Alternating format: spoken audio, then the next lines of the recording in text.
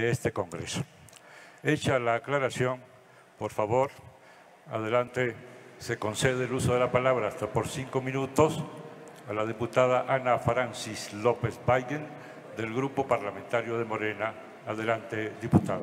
Muchísimas gracias. Con la venia de la presidencia, y como dijo quien me antecedió en la palabra, reflexionemos un poquito de la cultura. En 1982 comienza lo que desde la Cuarta Transformación nombramos como el periodo neoliberal. Los sexenios de la Madrid, Salinas, Zedillo, Fox, Calderón y Peña Nieto. 6 sexenios. 6 sexenios de cambio cultural, de desmontaje de toda una estructura de las artes y la cultura. El 7 de diciembre de 1988 se declaró la creación del Consejo Nacional para la Cultura y las Artes, el entonces CONACULTA, como un órgano administrativo desconcentrado de la SEP, autorizado para coordinar todas las unidades administrativas e instituciones públicas para promover y difundir la cultura y las artes, lo que después se conformaría como la Secretaría de Cultura. En 1985 viene el sismo, el descontento social crece un montón, la sociedad civil se comienza a organizar ante la evidencia fehaciente de un Estado que no funciona y que no soluciona. El mismo fenómeno se repite en el 2017, pero no olvidemos el sismo del 85. El CONACULTA del 88 y el FONCA del 89 representaron entonces un intento por transformar la política del gobierno federal hacia la cultura y las artes. Y también esas instituciones se llenaron de nuestros compañeros del arte y la cultura, funcionarios, sobre todo funcionarios medios, que vaya que han dado la vida por transformar la cultura y las artes de este país y por administrar los 3.5 pesitos del presupuesto que les ha ido tocando administrar. Este también fue un acto de gobierno dirigido a resarcir en la medida de lo posible el descontento social y a ganar entre artistas e intelectuales la legitimidad que no se ganó en las urnas en 1988, cuando Salinas llegó a la presidencia. El FONCA fue fundado el 2 de marzo del 89 como una instancia de apoyo a los artistas por parte del gobierno federal. Este dato es interesante. Entre el 89 y el 2019, el FONCA otorgó 700 becas por año. Cabe destacar que los apoyos en principio se centralizaban en el entonces Distrito Federal, eso ha ido cambiando. Pero tan solo en el 2022 se tienen contemplados casi 2,000 apoyos a beneficiarios del FONCA. Es decir, que solamente este sexenio se están otorgando 30% más apoyos de manera anual que los que se dieron en los últimos 30 años. 1992. El expresidente Carlos Salinas de Gortari anunciaba en su discurso: el Tratado de Libre Comercio significa más empleo y mejor pagado para todos los mexicanos y mexicanas. Al día siguiente, Jacobo Saludowski anunciaba en su noticiero: señora, señor, sus hijos van a crecer en el primer mundo. Ya llegó el Tratado de Libre Comercio. En esos años se anuncia la privatización del sistema bancario. De 18 bancos que se vendieron, el gobierno terminó gastando 3 veces más de lo que recibió por la venta en apoyarlos en lo que después conoceríamos como FOBAPROA. Es decir, los vendimos en 1 peso y pagamos 3 pesos por recuperarlos. Parte del proceso privatizador. ¿De dónde pagamos esos 3 pesos para recuperarlos? En algo que se ha convertido más o menos en el 4% del Producto Interno Bruto. ¿Se imaginan ese 4% del Producto Interno Bruto en cultura?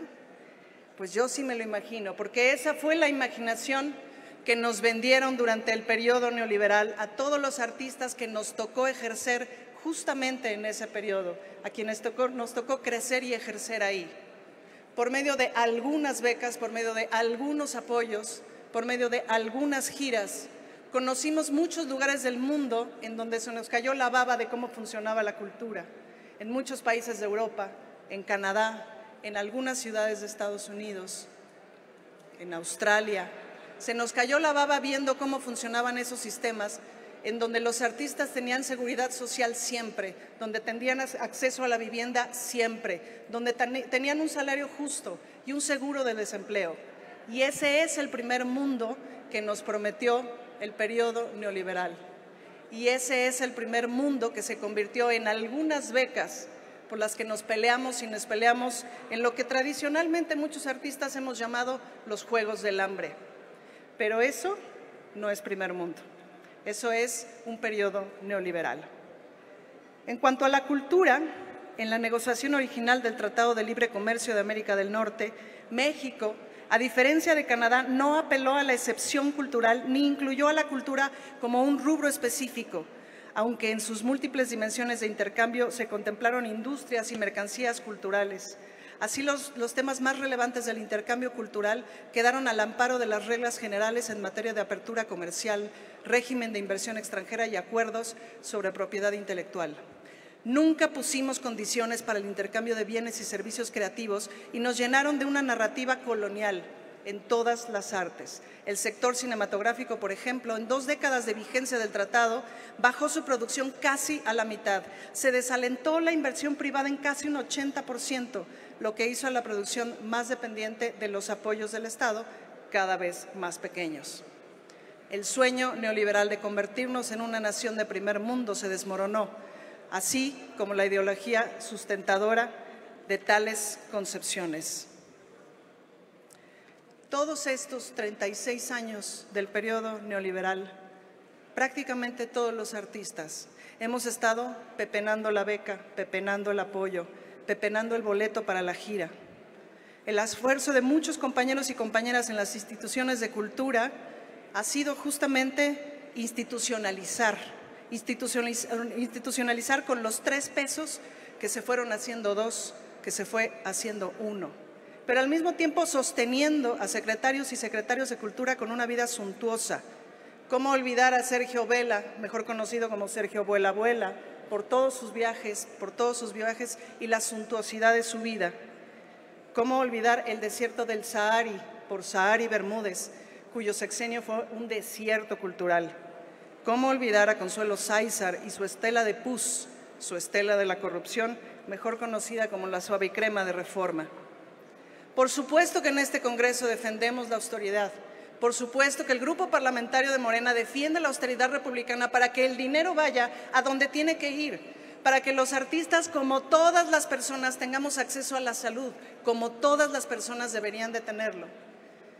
Y el proyecto cultural de la Cuarta Transformación incluye, por ejemplo, las 108 orquestas comunitarias de Iztapalapa y por supuesto que incluye entes tan fundamentales como la Compañía Nacional de Teatro. Y debería haber no una compañía, debería haber 200. Y no debería de haber 2,000 becas, debería de haber 200,000. Pero es importante recordar a dónde se ha ido el dinero de la cultura. Y no debería de haber un Chapultepec, debería de haber 200, 800 parques como los que están aquí fotografiados. Porque el aire libre es parte de la cultura y porque solo así se baja la inseguridad, solamente así se vuelve a tejer el tejido social, si es que alguna vez estuvo tejido. A los artistas mexicanos en el periodo neoliberal nos dejaron mirando detrás de la vitrina cómo había un primer mundo mejor para los artistas, al que realmente nunca tuvimos acceso. Sin duda que uno de los compromisos de la Cuarta Transformación tiene que ser y tendría que seguir siendo que los artistas, los jóvenes artistas, como aquel colectivo que está allá, vivan otra realidad. A nosotros ya no nos tocó, pero que a ellas sí les toque. Vivir una realidad en donde tengan un seguro de desempleo y que puedan vivir siempre del arte, siempre, siempre, y que lo puedan hacer en donde quieran, siempre, siempre.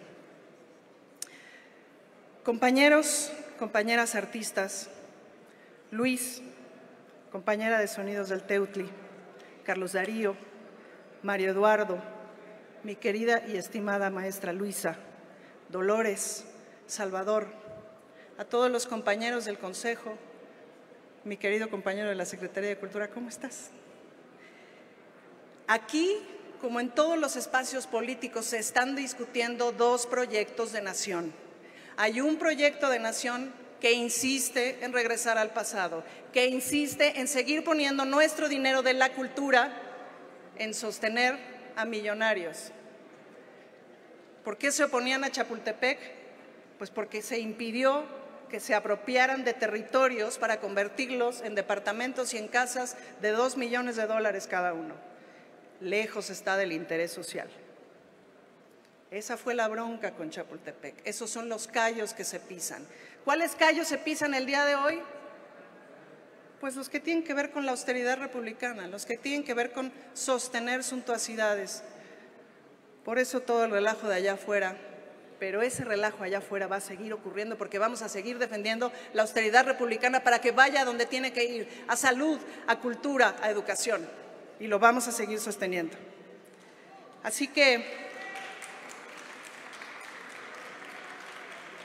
les agradezco mucho su presencia el día de hoy, valoramos muchísimo su trabajo. Si en algún lugar está la luz de la humanidad es en el arte y en la cultura. Si en algún lado hace falta el arte y la cultura, es en el mundo de la política, sin duda. Así que les agradezco mucho que vengan el día de hoy. Muchísimas felicidades, muchísimas gracias a todos los compañeros que participaron en el Consejo, alcaldesa, concejal, bienvenidas. Es cuanto, diputado presidente. Vamos a defender la austeridad porque el dinero tiene que ir a donde tiene que ir. Muchas gracias. Gracias, diputado.